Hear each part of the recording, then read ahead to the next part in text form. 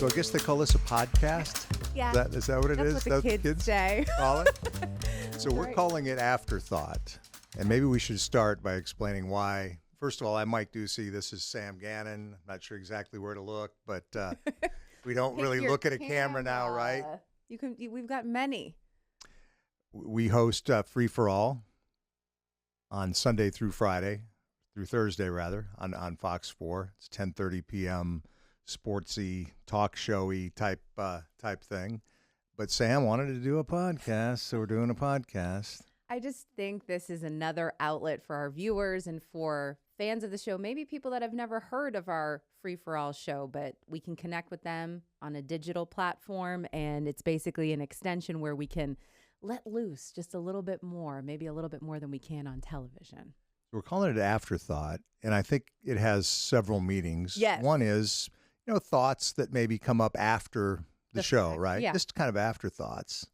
Care to share the other reason why we're calling it Afterthought? One of the reasons? One of the reasons is sometimes maybe we don't feel like we're front and center all the time. We kind of feel like we're just kicked to the wayside. So Afterthought has many meanings, but this afterthought is an important afterthought. It's going to pave the way for a new direction that you and I are locked into now. So sometimes, even though we're banished to 10:30 Right. p.m. on TV, by God, we're right here, as you said, front Right and here. center on the podcast. Can't ignore us on now. Afterthought. Now, you and I, it may not be apparent, we're not exactly the same age. There's a little age difference there of several decades.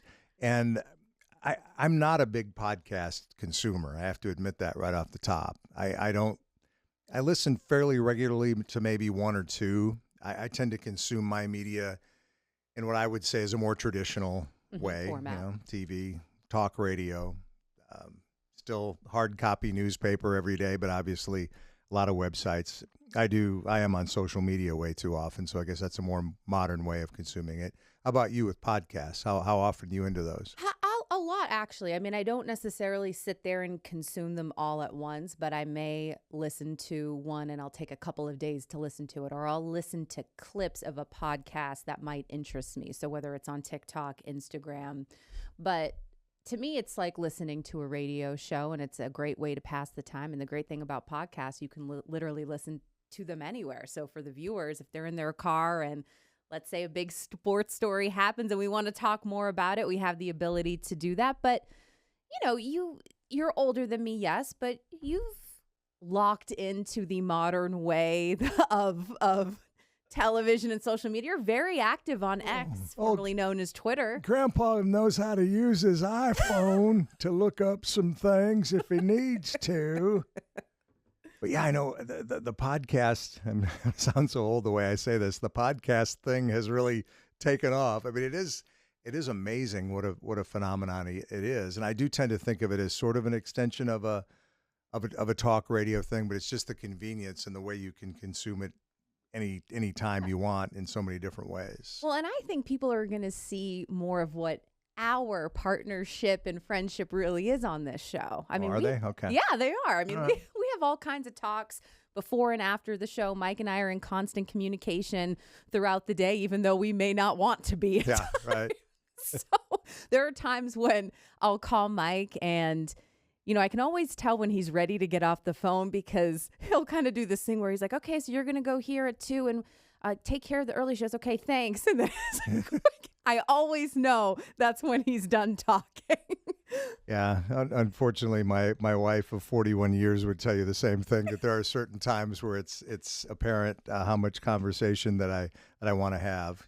I need to work on that. Is that what this is going to be about? No. Things I need to work on? No, not is at all. Is that pretty much it? No, that's not it. That's not it. You're lovely just the way you are. I'm not trying to change you. How nice. So Yeah. that's kind of what the Afterthought podcast, the name, that's what it's all about. And we'll kind of work our way through this whole podcast world early on and figure it out. We'll have guests from time to time and hopefully be able to have some compelling people on the podcast, the same way we've had on Free for All through the years. We've had kind of a nice rotation of guests.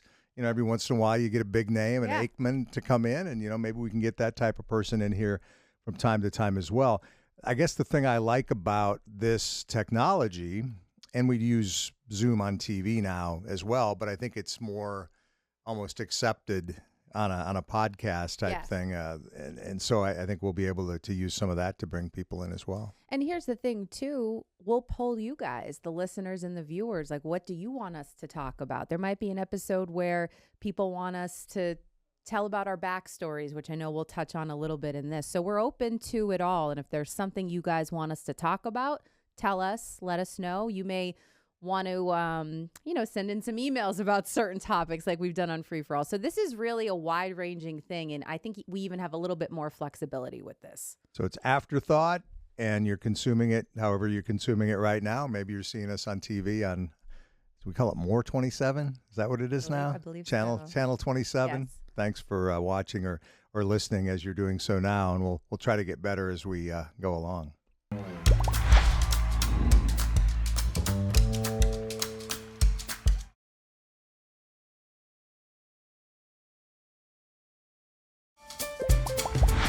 So as we've mentioned, we've done TV together now for 6 years. Coming up on 6 years next month. Has it gone by? We started Free For All, back in the day. So forgive me. So that would have been 2019, right? 2019. The brain trust at Fox 4 decided that rather than have, I'd go here right away, didn't you? Rather than have, tiny little bitty sportscasts like during the newscast when people expected to see them, let's not do that consistently. Let's put a long form show on at 10:30, 10:40 at night, whatever the case may be. And instead of the old fogey anchoring it by himself, let's bring in a co-host to help him out, because God forbid he carry 30 minutes on his own. Is that kind of how you see it as well? Let me just say this. Let me ask you this. We're going to be talking about a certain trade a little bit later on in the show, but were you blindsided by the news that this show was going to happen? Honestly, were you taken aback that this was going to be a thing? That Free For All was back in the day, you mean, right? Yes. Yeah, I didn't see it coming. I mean, shockingly, I was not consulted, kind of the way Jason Kidd wasn't consulted, right? And I didn't like the idea at first because why? Because I knew I didn't want to work that hard. No, it wasn't really that. It's just I didn't like the idea of changing the routine. There's a reason why TV news has been structured the way it has for all these years, because for the most part it's worked, and the news is here and the weather's there and the sports. I know where sports fits into the structure of things. It's the least important content usually. So you have a few minutes at the end of the newscast, kind of a palate cleanser. And I didn't like the fact that was going to go away. Now, in retrospect, I do really enjoy doing the show. I can't imagine going back now to only doing a 2.5-minute sportscast at 9 or 10 o'clock. To have all the time we do to cover stuff. And again, this Luka thing, which we're going to talk about, is a perfect example of why a show like this can really be a great opportunity, in local television, a great advantage in local television. So I've grown to really love the show and planning the show and anchoring the show with you. And we joke about, the fact that I didn't want to co-anchor, but I think it's worked out well.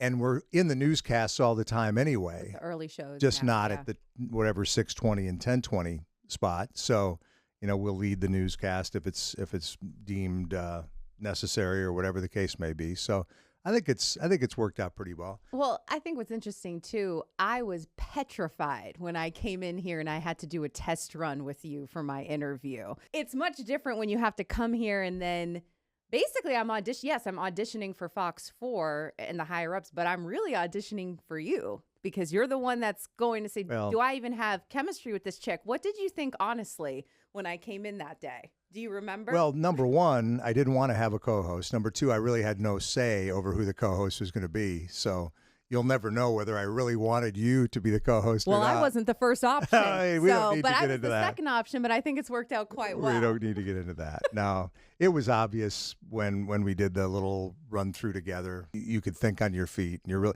that's the thing about a show like the one we do on television, or frankly, something that we're doing like we're doing right now is your ability to ad lib, to have fun And that was have a good base of knowledge, which you do, and that was pretty apparent right at the beginning. But that was also a new format for me. I mean, I wasn't used to doing a talk show where the majority of the show is ad lib. I came from Oklahoma City, where I did more of a traditional format. I did a Sunday night show where I inserted my opinion a little bit more, but I would fill in on that show. I wasn't always on it. So it was really a different and new world for me too. And I think one of the things that was very glaring in a good way eventually, but was the age gap with you and I. That's right. What people took notice to. But I think that's what makes us stand out. And I've said this, I think you and I have the best chemistry 1-2 punch at this station. I think we have the best 1-2 punch in this market. You want to toot your own horn anymore, or is that it? Is that it for now? I'm saying collaboratively. Okay. I All right. do. I think it's now. You can't. right. Let me tell you something. You can't force chemistry. You either have it with someone or you don't. And I'm very fortunate to work alongside someone that we don't have to force anything. No, it's worked out. We've had a good time, and we continue to, and we appreciate everybody who tunes in. It's always fun when we were out and about at a game or some other public event when people come up, and they're always nice. The emails we get are always nice. They're never critical in any way. So we appreciate the majority of them are positive, but there are some that are. We're going to get to the Luka thing in a minute, and this podcast will be quite often about sports. Sometimes it won't. One of the things, just to pull back the curtain a little bit, and I think I'm understanding this correctly, is quite often we're going to talk in more general terms about things, because if we're used to just talking about the news of the day, the now, and you may be consuming this at any time, but there are certain stories obviously that are going to resonate no matter what time you're listening or at what point. But what was I going to say? I can't remember. I lost my train of thought. No, that speaks to the age gap, right? No, it's where am I? What is this? How did you get here? I think that's the goal, is to do this in an evergreen way. Sometimes we may have an emergency podcast that takes place that's put out on our social media platforms when it's necessary. But I think the goal is for this to be ever flowing, ever changing. Whatever's going on, we'll talk about it. And to me, this feels like radio in a sense, but our faces are here. So you get to see us too.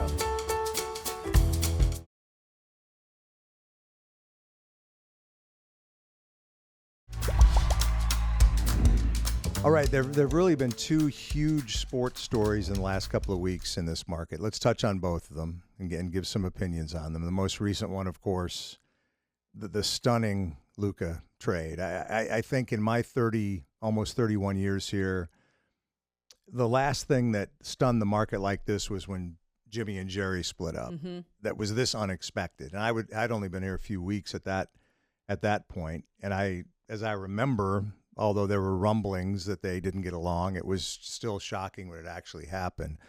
But this may have been even more surprising, because I don't know anybody who could have possibly predicted this. As the days have passed, do you feel any better about it from a Mavs standpoint, or is it still just as much of a head scratcher as it was when you first heard about it? I think it's still as much of a head scratcher as when I found out Saturday night from you and my brother, because I was on a rare occasion about to go to sleep a little bit earlier. I'm usually a night owl, guys. I'm usually up to like 3 a.m. And I had opened my Instagram and I saw a post with Luka in a Lakers jersey. I'm like, oh, that's just a mock. Someone's just hoping that would happen. And then I go to look at my phone and I see 2 texts from you and my brother. And then you called. And then I really this reminded me of when Kevin Durant announced that he was leaving the Thunder for Golden State. And yes, it's different because he chose to leave. And Luka, it's clear that he didn't want to. And you were working in OKC. And I was working in OKC. Yeah. So you have to remember that OKC was like all hail Kevin Durant. He was the face of Oklahoma City. And they felt like a sense of betrayal. The fans did as well. So it was a very close tie-in for me. That's what it brought me back to. But I understand you Mavs fans, why you feel the way you do. I mean, he was supposed to be the future of this franchise, just led the team to the NBA Finals. Not alone, Kyrie and he both did it together, but there was no indication that Luka ever wanted to leave. It was clear that he was shocked, and Yeah, but I don't feel bad about this Mavs roster right now. I do think there's hope. I think it's constructed in a way where Nico says they want to win now, but you still lost your generational talent and you can't replace that void. I think it's interesting the way it's judged locally and the way it's been judged nationally in a lot of cases. There's so much emotion locally, and I understand why. The guy was, when he played here, just beloved like few other athletes maybe ever have been. It's in terms of recognition, it was Luka and Dak, at the top of the heap there. I do find it a little bit amusing that I think some of the same people who are probably complaining about Luka, bitching at the refs too much, not getting back on defense, now are just mourning the fact that he's gone. But I get it. And we use the term generational talent because it applies in this case. He's one of the 3, 4, 5 best players in the world. And it's so frustrating, I think, for fans because they really don't know, and for media too, frankly, they really don't know why it happened. I still think there's something that we don't know. And it combine that with the fact that they didn't really get enough back for him. No, not at all. They got a really good player. I think AD, if he stays healthy, huge if, is clearly an all-NBA talent and a type of, defender that the Mavs need and all that. And just a great two-way big man. But just to get one first-round draft pick out of it, Max Christie looks like a nice player. He's had some solid play here early in his time as a Mav. But the whole thing just seems so weird. Right down to the news conference in L.A. with Pelinka sitting up there with Luka. Like it was some sort of preordained thing that now everything's right with the world. Luka's with a brand where he belongs. Now he's a worldwide player. He's not in that Western outpost Dallas. As if Dallas Eastern is some outpost. podunk town and it's not the 4th biggest market in the entire country. But yeah, I think some of these conspiracy theories that are out there, it does make you think about it. The fact that the NBA ratings were dipping. If you go back to Christmas, there was a big discussion about how the NFL has now overtaken the NBA on Christmas Day. The ownership group, did they not want to pay Luka that Supermax extension because they didn't trust his conditioning, injury prone, and all of those things? Do they want a team in Vegas? The whole casino thing. I think those things do make you think a little bit more because it just doesn't make sense. You trade a guy who legitimately hasn't even reached his prime. Luka has not reached his prime at 25. And AD has, and maybe on the downside of it just because of his age and injury history. I started to say earlier, the emotions are understandable locally, but it's interesting nationally. You listen to Charles Barkley, you listen to blanking on his name on ESPN, Perkins, right? Kendrick Perkins. They like the trade from a Mavs standpoint. A lot of people like it in the short term for the Mavericks because they think that Kyrie and Anthony Davis will gel immediately. And now the Mavs are so much better defensively. It's funny, they've gone from you worry about them as a defensive team, you worry now if they've got enough punch on offense. So I think it's possible the Mavs are better early on than the Lakers are. But ultimately, you're going to have to sit there and watch Luka in purple and gold for the next 10, 12 years become the next one-name icon as an L.A. Laker, going all the way back to other guys they'd acquired, from Wilt to Kareem, to Shaq, guys that had started their career somewhere else and then became superstars in L.A. And I really do think Luka is now going to play ticked off like every single night. I think he's about to enter his villain era. And what I mean by that. Where are you from? Era. And what I mean by that is I think he's heard all the noise about the fact that, he was out of shape. That was the number one criticism coming out of the NBA Finals. Not, he played through a lot of injuries because he was banged up during that entire playoff run. And I think people forget about that. But the bitching to the refs, as you mentioned, that was something that was highlighted.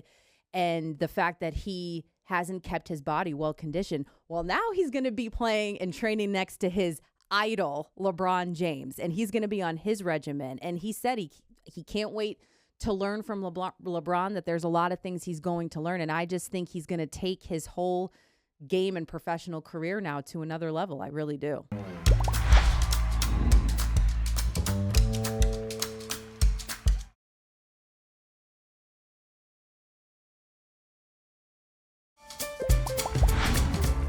All right, we can't go a podcast without at least touching the Cowboys page a little bit here, right? And we Right. talk about two big stories that have occurred in recent weeks, and the other one was the naming of Brian Schottenheimer as Cowboys head coach. McCarthy not able to reach a deal to continue with the Cowboys.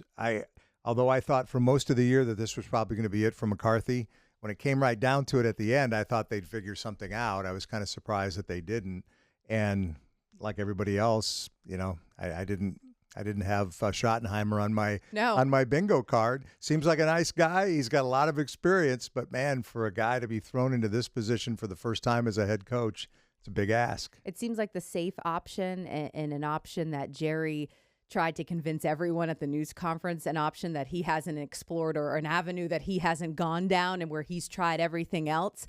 But yeah, and I understand from the Cowboys fans' perspective why they don't have any reason to be excited. But you heard Schottenheimer get up there, and you want to root for a guy like that because of his backstory, because of his dad, who was a legendary coach. So I hope he does well too. But it remains to be seen. And they haven't won it in a very, very long time. And this division that they're in, the NFC East, isn't going to get any easier going forward.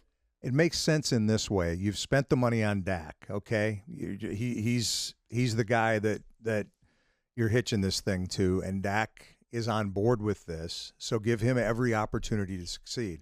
Best case scenario for the Cowboys, not saying this will happen, best case is that Schottenheimer tweaks that offense in a way that he's wanted to, and that will work in an even better way for Dak Prescott, and this team can bounce Make back it a little bit more because man, I could see. I don't know what to predict. It could go either way. It could go the Campo way with those kind of seasons back to back to back, or maybe you get first team, second team All Pro Dak like you had a couple of years ago. Well, they told us we're not supposed to officially wrap it up, but I'm so trained by television. Do you, Mike? That I feel like we've got to now kind of review what we've done here over the last 23 minutes. Did it feel painful at all? Just trying to find things to say other than me forgetting what I was saying every third or fourth I like sentence. to talk. This feels natural. No, do you to me. really? I think that when I have a lot on my mind, I like to talk about it. Sam likes the sound of her own voice, and don't, So do you. Don't we all? Yes, I do.